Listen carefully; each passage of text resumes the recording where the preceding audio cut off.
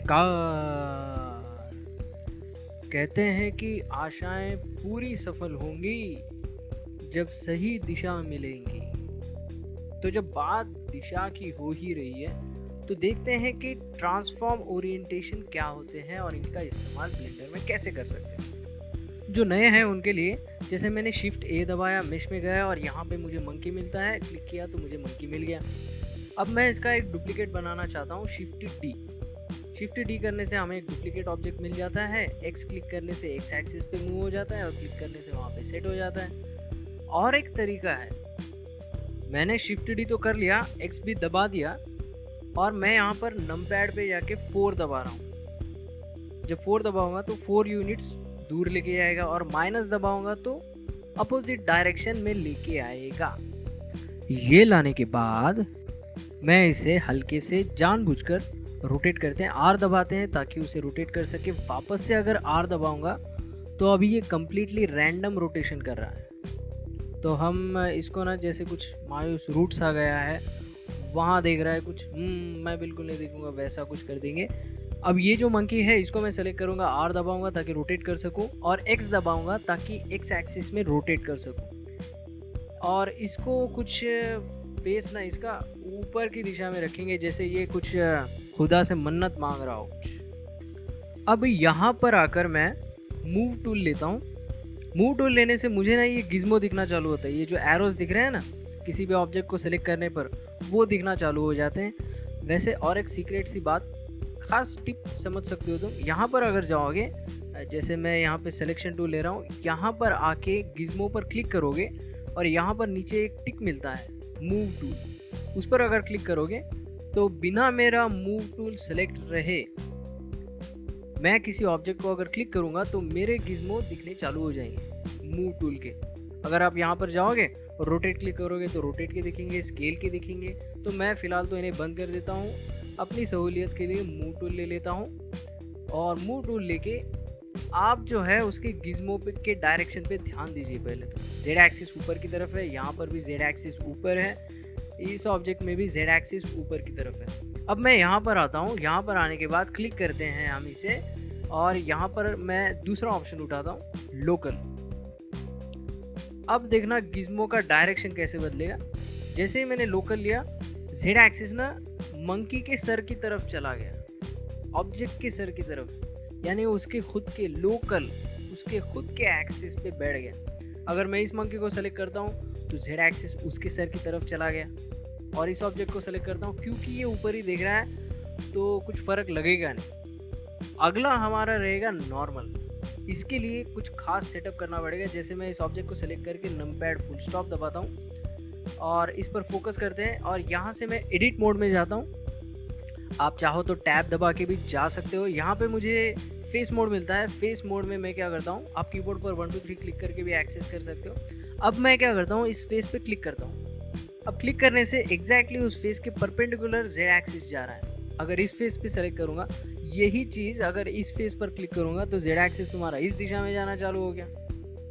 अगर मैं कोई दूसरा फेस सेलेक्ट करता हूँ, जैसे कुछ मानो ये पकड़ लिया, तो जेड एक्सिस उसके परपेंडिकुलर दिशा में जाना चालू हो जाता है।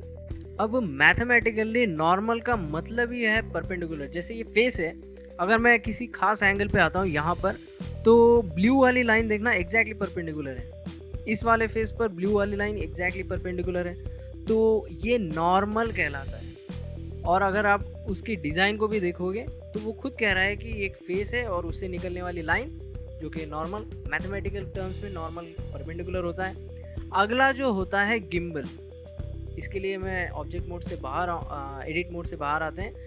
यहाँ पे जब मैं गिम्बल लेता हूँ तो इसके लिए मैंने कुछ खास डिस्क्रिप्शन में लिंक्स देके रखे। ये कुछ वीडियोस है, इनको आप ज़रूर देखिए ताकि आपको पता चले कि इसका ज़रूरत क्या है, इसकी रिक्वायरमेंट क्यों रखा उन्होंने, यानी डेवलपर्स ने टाइम देके बनाया होगा ना इस चीज़ को, तो उसके पीछे के कारण जानने के लिए पहले तो मैं क्या करता हूँ, इस ऑब्जेक्ट को सेलेक्ट करता हूँ। अब आप क्या कीजिए, इसके एक्स एक्सिस पे ध्यान दीजिए। जैसे इसका जो पिंक कलर का लाइन है उसके कान की तरफ जा रहा है और ये जो वाई एक्सिस है वो बराबर यहाँ पे सेट है, जेड एक्सिस ऊपर की तरफ है।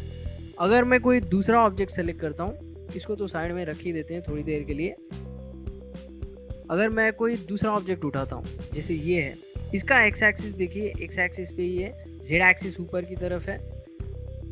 अब खास बात ये है कि जब मैं इस ऑब्जेक्ट को सिलेक्ट करके रैंडमली रोटेट कर रहा हूँ, रैंडमली, बिल्कुल मतलब मुझे पता भी नहीं होना चाहिए कि अभी वो एक्सिस किस दिशा में होना चाहिए, फिर भी आपका जो जेड एक्सिस है वो ऊपर की दिशा में होगा, जैसे यहाँ पर है।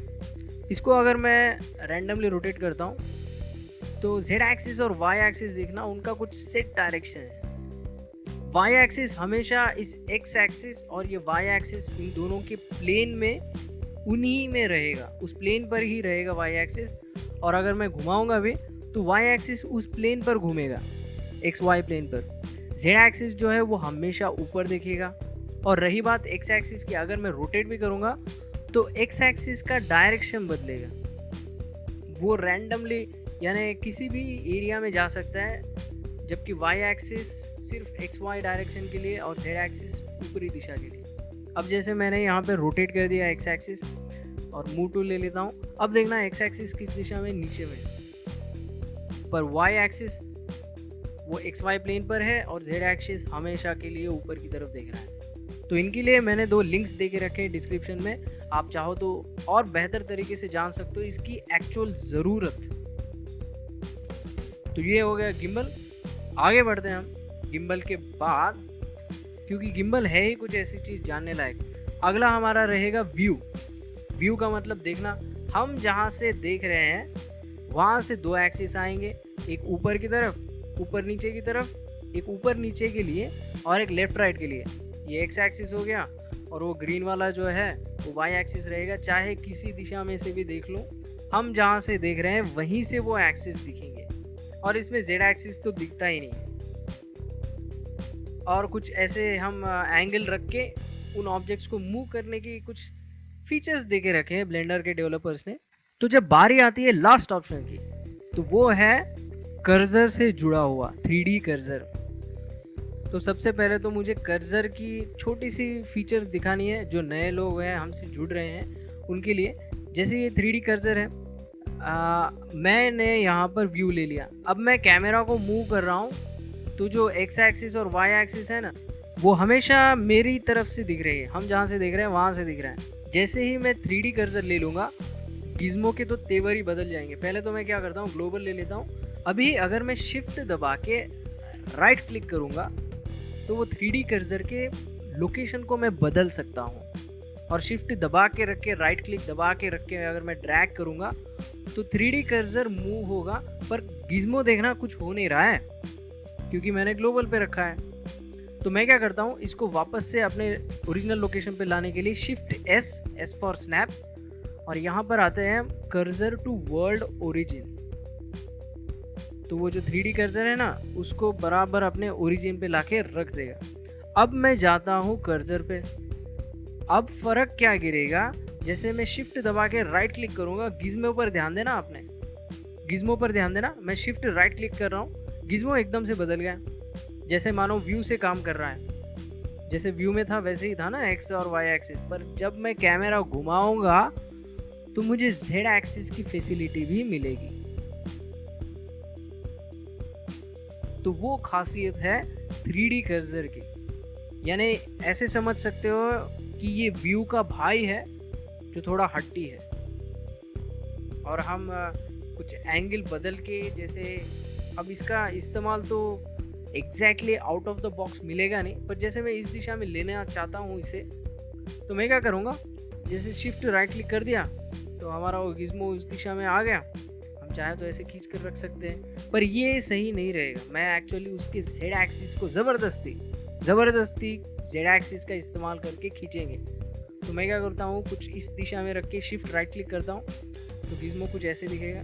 नहीं, अभी एक्चुअली मैं और थोड़ा ऊपर से अगर देखूंगा, शिफ्ट राइट क्लिक करूंगा तो मैं जहाँ से देख रहा हूँ उस दिशा में ऑब्जेक्ट को खींच सकता हूँ। तो ये एक बहुत अच्छा फ़ायदा है कि आप जहाँ से देख रहे हो वहाँ से इसका इस्तेमाल करके ऑब्जेक्ट को उस दिशा में खींच सकते हो। आउट ऑफ द बॉक्स है नहीं, पर एक छोटा सा फीचर है, डेवलपर्स ने देके रखा है, किसी को ज़रूरत लगी होगी इसीलिए तो बनाया गया होगा।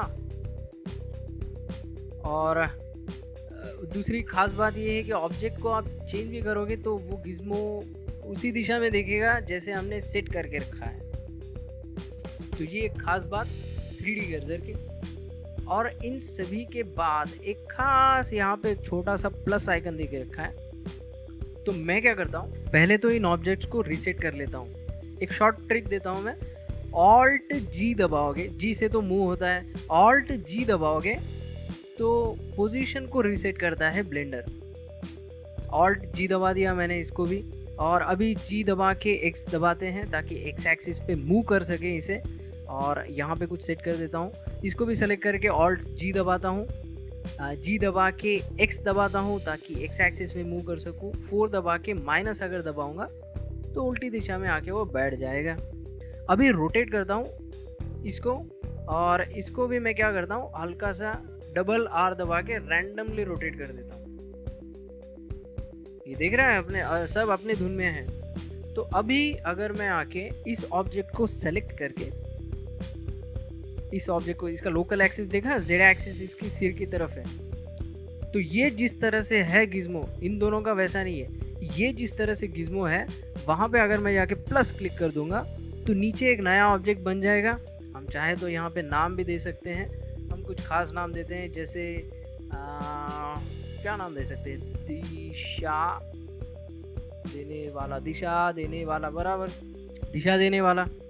तो अभी जैसा ये गिज़्मो है, डायरेक्शन वैसे, भले ही इसका सिर ऊपर है, डायरेक्शन तो वही रहेगा जो ऑब्जेक्ट का है।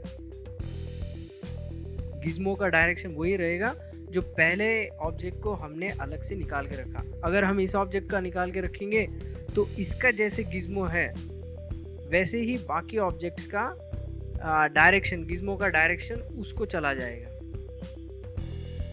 तो ये कुछ खास बात थी इनकी, और इनका इस्तेमाल करके हम जो है गिज़्मो को हमारा एक कंट्रोल में ला सकते हैं।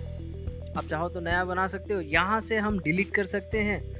अगर हम ऑब्जेक्ट को स्विच करना चाहते हैं तो डायरेक्ट ऑब्जेक्ट पर क्लिक कर सकते हैं। फिलहाल तो मैं इसे डिलीट कर देता हूँ, इसे भी सेलेक्ट करके डिलीट कर देता हूँ।